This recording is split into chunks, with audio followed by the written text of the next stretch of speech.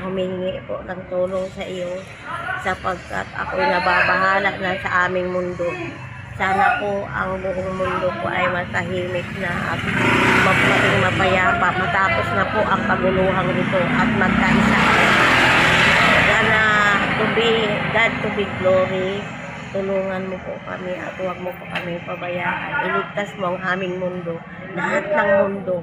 Ayun is quiet kung ano-ano pang mga bansa, lahat ng bansa.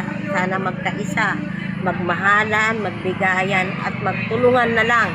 Magtulungan para sa kapayapaan at kasaganaan, pagmamahalan at ikaw, Lord, ang bahala sa amin. Tulungan mo po kami at gabayan mo at ipuin mo ang lahat ng mga pangdigma nilang kuwan at hawakan mo, Lord. At hawakan mo ang kanilang mga sandata. Huwag mo silang paputukin. Hawakan mo at itapon mo sa malayong lugar at hindi na puputok lahat ng mga nuclear na yan, kung anong lahat ng mga sandata nila ay sana ibaba na nila at sumuko na sila sa itaas, magmamahalan na lang sila at magtutulungan na lang po at magyakapan na lang. Gusto ko maging payapa ang aming mundo. Ngayon,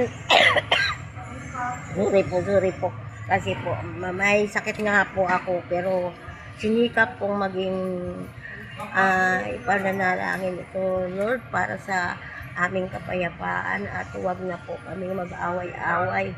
Dapat magkaisa ang buong mundo, buong tao, buong bansa, sa lahat-lahat. Panalangin ko, Lord, na sana po kayong mga, wag na po kayong maglaban-laban. Magmahalan na tayo. Gusto nyo, sayawan ko na lang kayo at